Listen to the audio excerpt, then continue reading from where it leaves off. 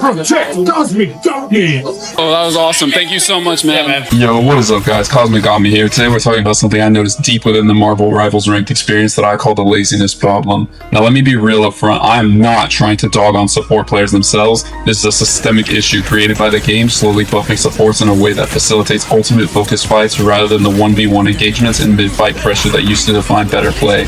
As a DPS main, and I use that term loosely because I swear I'm filling support damn near every fucking game, and I mean forced. Here's my stats right here to prove that I mostly get forced onto support. So I just want to show you guys something real quick. As you guys can see here, I have a pretty decent win rate on Rocket, and this is not me flexing. This is actually the problem. Because this gameplay you're watching right now is literally just me sitting AFK on Rocket, holding right click behind a wall while my team does whatever. And the reason that this made me so angry is because the game rewarded me for doing literally nothing compared to when I was playing DPS having to work my ass off.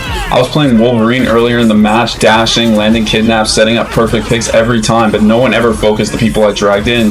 At the end of the round, I get asked to swap, like it was my fault, like the picks weren't turned into kills. So at this point, I just gave up mentally and told my team I'm switching to Rocket and just holding M1 in a corner.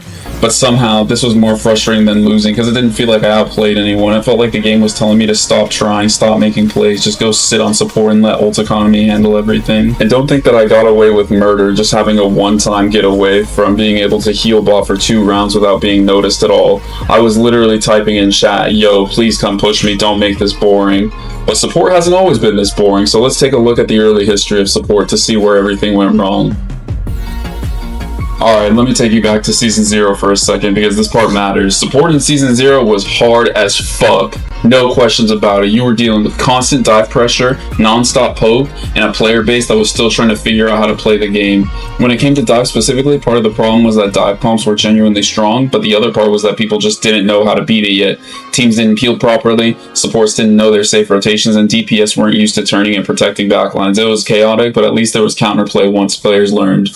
But poke was a completely different story. This is where the fucking demon Hela and Hawkeye come in. Hela and Hawkeye weren't just strong, they were overtuned in a way that removed counterplay. They controlled huge portions of the map from long range, and as a support there was basically no answer but to pray that Hawkeye or Hela missed. Hela being able to chunk half your HP in a single shot, and Hawkeye being able to one-tap anyone even through support ults. They create a phenomenon where their overtuned kits create dead zones on the map, entire areas where supports cannot stand without being deleted instantly. The normal support loop of rotate, peek, stabilize, push tempo broke down completely. You weren't supporting your team, you were playing a horror game trying not to get sniped, which creates a very weird paradox. Supports were strong on paper, teams needed them to survive these Hela Hawkeye pressures, but they were miserable to play because there was no space, constant poke, and non-stop dive threats. Everyone needed a support, but nobody wanted to be the support. If you were playing Marvel Rivals during this season, you know that there were basically 2 very distinct groups of people. You had the players who were so fed up that they called it the support strike, refusing to play support because it felt too punishing. And then you had the players who kept getting forced onto support every game while their teammates cried no subs in chat. You could probably guess which side I was on. Now, if you're like any normal person, you're probably wondering what the hell is a support strike? Well, I'm glad you asked. During this season, the community literally started calling it a support strike because a ton of players were just done playing strategists.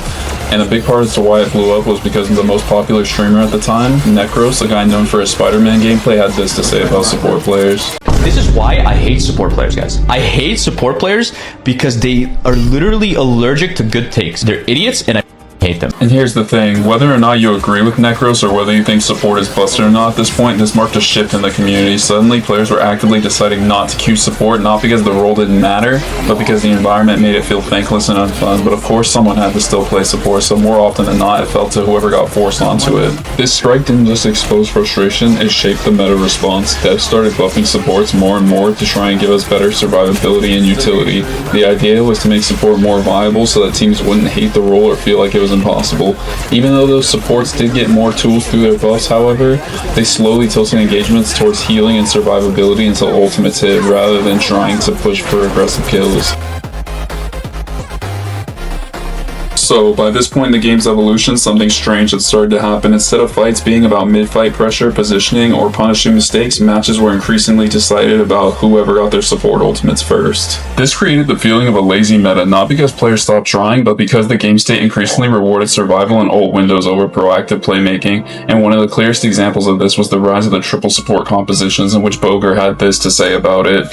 Yeah, there's a lot of triple support going on in the higher ranks. I don't think it's the best comp. I think probably 2-2 is better. Nevix has also said the same thing. But I can't stress this enough how boring triple support is. It reminds me of Ghost back in the day. With Cloak and Dagger ult, if you just like start from the beginning. Yeah, I saw that one's content. But if you just start from the game, like at the beginning of the game, it just like boils down to who gets support ult first. And everything after that doesn't really matter because you can't kill anything, right? Part of this sentiment came from the way that players were stacking triple support. Now, triple support wasn't officially a broken meta in terms of win rate. In fact, some data actually shows it didn't win as often as other team comps overall, but that doesn't match how players experience fights on ladder. A lot of people in the community were calling out triple support as boring or ruining fights because when you put 3 focus heals together, the flow of a game can feel like an endless endurance test where nobody dies until somebody finally throws a massive ult chain. So, what does this mean for triple support?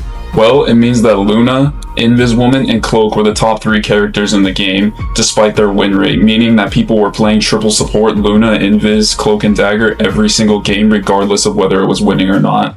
It kept evolving through Season 2 and into Season 3 with the end of MRC. Another trend started creeping into ranked play, and this one had a much bigger impact on the way that fights felt. It wasn't isolated support buffs here and there. The devs had rolled out mid-season patches in Season 2 to buff support's damage and utility because some supports were struggling against dive and poke earlier in the meta. Then in 2.5, Ultron was introduced to flying support with consistent healing tools, shields, and long-range utility, and immediately you could tell the difference of how matches played out. Around that same time, interactions between characters like Jeff the Landshark, Rocket Raccoon, Luna Snow, and Loki were getting much stronger, letting healers and defensive utility stack in a way that could outlast any damage output if left unchecked. Calm down, Jamal. Don't pull out the 9. Now hold on, put your pitchforks down everyone and hear me out for a second.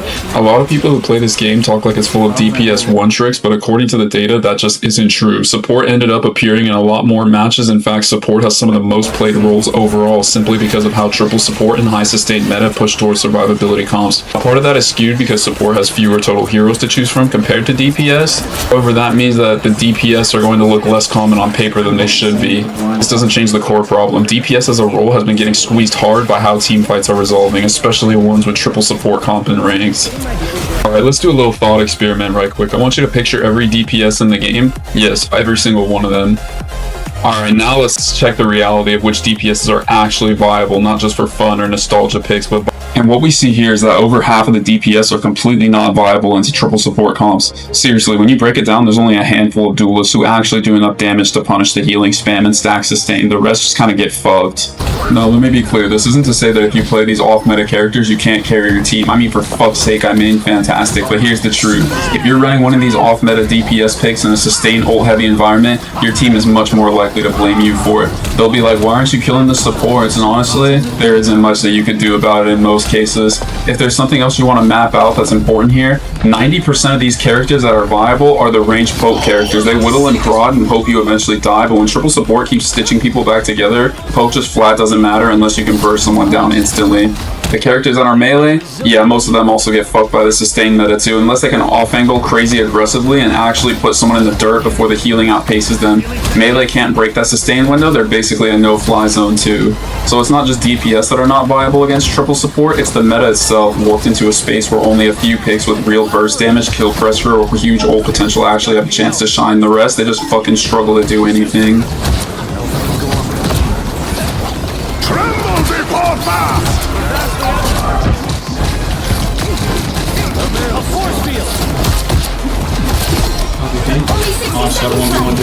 Start being viability, baby. Let's fucking go.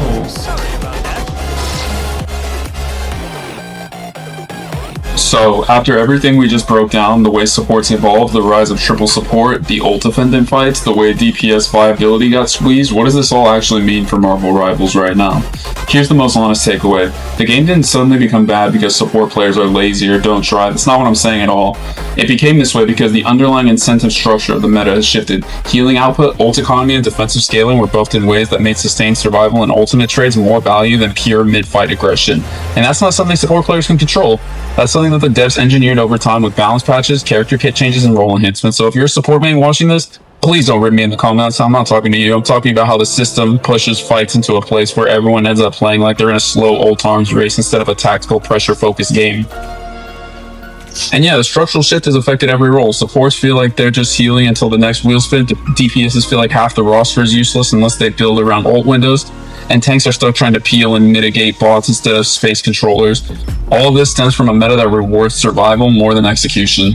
This doesn't mean the game is unplayable, absolutely not, but it does change the way the game feels. When balance changes push players towards passive play and ult dependence, it can make mid-fight action feel less dynamic than it used to be. So yeah, I'm calling this the laziness problem. But again, this is not an insult to support players, it's a critique of the new meta structure and the ranked reward system that makes fights feel slower, less tactical, and more reliant on big cooldowns. And hey, I love this game, I keep playing it, there's so much potential here, and there's observations that I'm just making lately. I just wanted to put them into words because ever since I started making this video, it seems like other people are speaking out as well. And don't worry to all you support mates, even with all the tools you got, I'm still gonna punch on your nightmares with that invincible rundown. So thank you all for watching the video. I really appreciate every single one of you who stuck through this deep dive with me. If you enjoyed this breakdown, be sure to check out some of my other videos where I go even deeper into Marble Rivals meta, strategy, and rank play. I've got guides, character breakdowns, and how to climb out of low elo. So as always, win more, die less, and peace. Club and I'm raising my yah-yah, hitting the mills cause I only like mama. Just like Mel, I be fucking on la-la, pulling a lady, ain't talking about gaga.